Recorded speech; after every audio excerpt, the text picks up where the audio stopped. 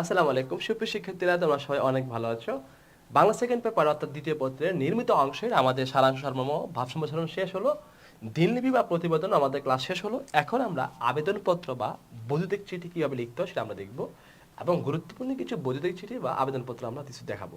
ওকে, বৈদ্যুতিক চিঠি বা আবেদনপত্র যে কোনো তোমার একটা লিখতে হবে, দুটো লেখা যাবে না। বৈদ্যুতিক চিঠি অথবা আবেদনপত্রর যে কোনো একটা লিখলেই তুমি 10 মার্ক পাবা, তো দুইটাই অ্যান্সার করতে যেও না। বৈদ্যুতিক চিঠি মানে কি? বৈদ্যুতিক চিঠি মানে তুমি ভাবতেছো যে ভাই এটা বিদ্যুতের সাথে সম্পর্ক এমন চিঠি যে বিদ্যুৎ দিয়ে পাঠায়, ব্যাপারটা এরকম কাছাকাছি। বৈদ্যুতিক চিঠি মানে হচ্ছে ইমেল। ওকে, ইমেল মানে এটা পুরোটা বিদ্যুতের সাথে সম্পর্ক, কারণ নেট থাকতে হবে, থাকে অনেক কিছু ব্যাপার স্যাপার আছে এখানে। তারপরে আছে যে আমরা দেখি যে এটা যদি তুমি কাউকে পাঠাও ইমেলটা, তাহলে ইমেল মানে এটার আমরা বলি খুদে বার্তা বলি অনেকে। ইমেলটা দেখি কিভাবে পাঠাও। ইমেল ঠিকানাগুলো সাধারণত নামের সংক্ষিপ্ত রূপের পর কোনো স্পেস বা ফাঁকা জায়গা না রেখে চিহ্ন থাকলে জিমেইল বা হটমেল অথবা ইয়াহু ইত্যাদি, এবং সর্বশেষ .com লেখা হয়। যেমন আমি যদি বলি শরীফ ওবায়দুল্লাহ @gmail.com। ইমেল ঠিকানা সবসময় বা ছোট অক্ষর বা স্মল লেটারের মাধ্যমে লেখা হয়। ইমেলের উপরাংশে ফ্রম, এরপরে থাকে টু, এরপরে সিসি থাকে এবং বিসিসি অপশন থাকে। ফ্রম এর স্থানে প্রেরকের ঠিকানা, টু এর স্থানে প্রাপকের ঠিকানা লিখতে হয়। সিসি অর্থাৎ মানে যে অর্থ কার্বন কপি।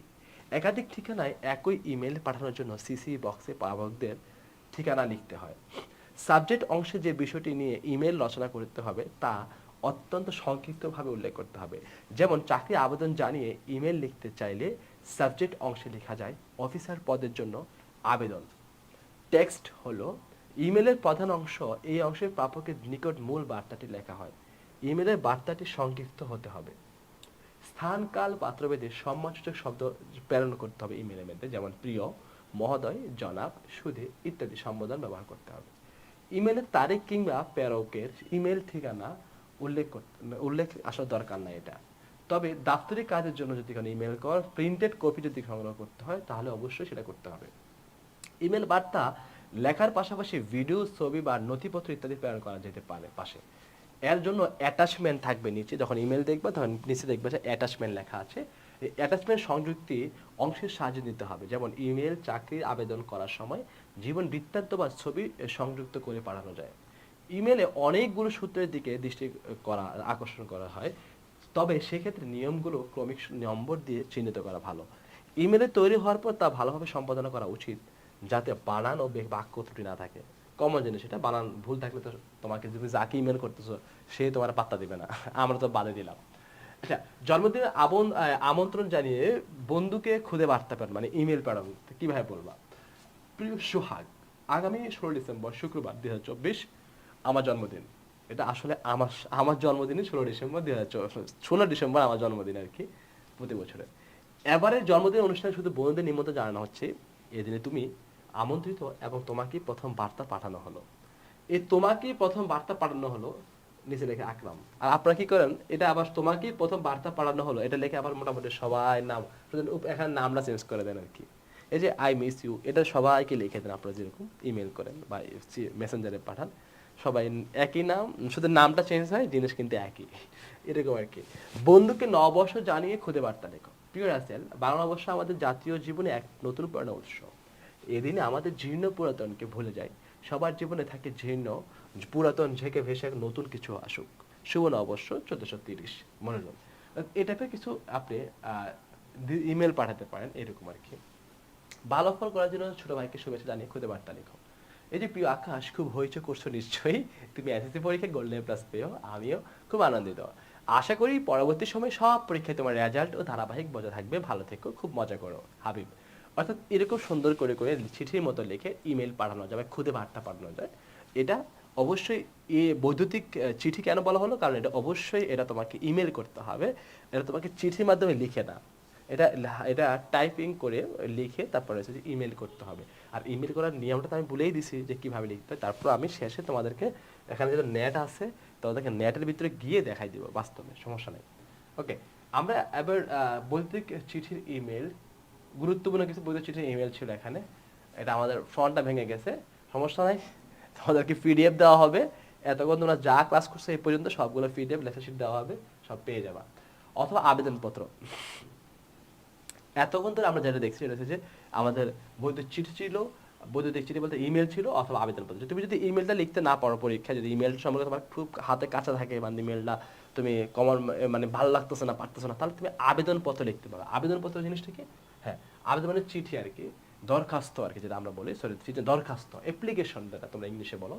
একটি নির্দিষ্ট নিয়ম অনুসারে করে কর্তৃপক্ষের কাছে কোনো নির্দিষ্ট বিষয় যে পত্রের মাধ্যমে আবেদন করা হয় তাকেই অ্যাপ্লিকেশন বা দরখাস্ত বলা হয়।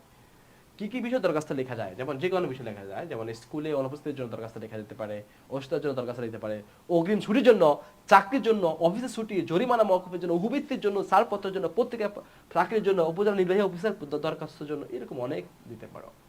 তো বাংলা দরখাস্তের নিয়ম কিছু আছে। সাধারণত আমরা আমাদের বিভিন্ন কাজের দরখাস্ত লিখে থাকি, যদিও কাজের ধরন অনুযায়ী বাংলা দরখাস্ত লেখার নিয়ম আলাদা হয়ে থাকে। তবে দরখাস্ত লেখার নির্দিষ্ট কিছু নিয়ম রয়েছে যা কোনোভাবে বাদ দেওয়া যাবে না। আপনি যে ধরনের এই দরখাস্ত লিখবেন, আপনাকে অবশ্যই নিচের বাংলা দরখাস্ত লেখার কিছু নিয়ম মানতে হবে। যেন আবেদনের তারিখ অবশ্যই লিখতে হবে আপনাকে, প্রাপকের পদবি বা ঠিকানা আপনাকে লিখতে হবে, যদি না লিখেন তাহলে হবে না।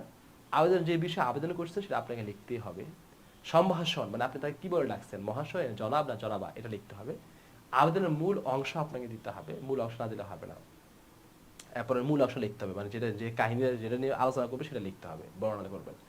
লাস্টে কি লিখবেন? আবেদনের নাম ও ঠিকানা লিখতে হবে। আপনি লাস্টে একদম শেষ লাস্টে গেলে আবেদন লিখে আপনি নাম ঠিকানা, মানে বিনীত বা নিবেদক এই কথাটার নিচে আপনি নাম ঠিকানা লিখবেন।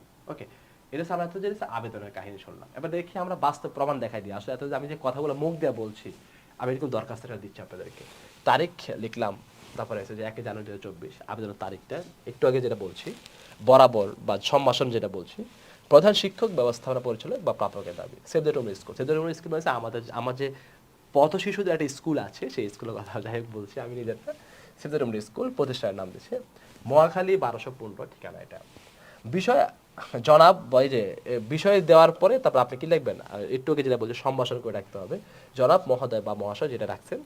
সবিনয় বিনীত নিবেদনে যে আমি আপনার কলেজের অমুক একজন শিক্ষার্থী, আমি এটা করে সরতে আমি বিপদের মধ্যে আছি, বা এটা সেটা সেটা সেটা সেটা লেখেন যে আমার আম্মু এতদিন অসুস্থ ছিলেন বা ইতিহাসের কারণে আমি উপস্থিত হতে পারিনি, এরকম লিখে লিখে লেখার পর লাস্টে কি বলেন? আবেদন মূল অংশ আর কি, এতক্ষণ যে লিখছেন লেখার পর লাস্টে লিখবেন বিনীত নিবেদক, বিনীত নিবেদক আবেদনকারীর নাম, মানে আপনার নামটা লিখবেন, আবেদনকারীর পরিচয় বা নাম ঠিকানা, পদবিটা, যদি আপনি কোন পোস্টে আছেন বা কি আছেন সেটা নিচে লিখতে পারেন, রাইট? ছুটির দরখাস্ত, ছুটির দরখাস্ত লেখার নিয়ম। এত দাবি দরখাস্ত লিখতে হবে ছুটির, মানে ছুটির জন্য যদি দরখাস্ত চান তাহলে কি লিখতে হবে? স্কুল, কলেজ বা বিশ্ববিদ্যালয় অফিসে অসুস্থতার জন্য, বিয়েতে, পারিবারিক সমস্যা, মায়ের অসুস্থ ইত্যাদি কারণে ছুটির দরখাস্ত লিখতেই পারেন আপনারা। তো কীভাবে লিখতে পারেন দেখেন, এই যে সেম আগের মতো তারিখ দিতে হবে, বরাবর, প্রধান শিক্ষক, স্কুল, মহাখালী, বিষয় অগ্রিম ছুটির জন্য আবেদন, জনাব, সবিনয় নিবেদন এই যে আমি আমি আমি মাহির আফরোজ শিক্ষার্থীর নাম আর কি, আপনার নামে আপনি দিতে পারেন। আপনার বিদ্যালয়ে 10ম শ্রেণীর বিজ্ঞান শাখার একজন নিয়ম শিক্ষার্থী। আমি আগামী 16 জানুয়ারি এত ইংটা শুক্রবার আমার বড় ভাইয়ের বিবাহ অনুষ্ঠিত হবে, এইরকম করে ব্লা ব্লা ব্লা লাস্টে দিয়ে বিনীত আপনার বিদ্যালয়ের নিয়মিত শিক্ষার্থী মাহির আফরোজ, শিক্ষার্থীর নাম শ্রী রাষ্ট্রটুল, এত দিয়ে দেবেন। ঠিক আছে, আশা করি বুঝতে পেরেছেন। এভাবে করে আপনি অধ্যক্ষ বরাবর দরখাস্ত লিখতে পারেন, তারিখ এটা, এরকম করে সুন্দর করে লাস্টে দিয়ে সেম সব একই নিয়ম।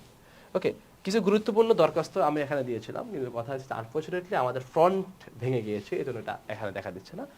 আচ্ছা, তারপরও আমি আপনাদেরকে যেহেতু পিডিএফটা দিয়ে দিব কিছু গুরুত্বপূর্ণ দরখাস্ত, আপনার পিডিএফটা অবশ্যই ক্লাসের শেষে বা প্রত্যেকটা ক্লাসের সাথে আপনি আমাদের অ্যাটাচমেন্ট থাকবে পিডিএফটা আপনি দেখে নেবেন। ওখানে পিডিএফটা শুধু দরকার হলে যদি ভালো মনে হয় তাহলে পিডিএফটা প্রিন্ট দিয়ে রেখে দেবেন। কারণ অনেক দরখাস্ত ছিল, দরখাস্তগুলো এখন আমাদের নেই। ঠিক আছে, পিডিএফটা অবশ্যই সাথে রেখে দিবেন। তো সুতরাং কী করবেন, বই, শিট, পিডিএফ, স্লাইড সবগুলো একসাথে কী করবেন বলুন তো, পড়ো খালি, কোনো টেনশন নেই, পড়তে থাকেন। তারপরে আমাদের তাহলে কি শেষ হলো? ইলেকট্রনিক চিঠি মানে ইমেল শেষ, বা আবেদনপত্র অ্যাপ্লিকেশন পড়া শেষ, এই দুইটা।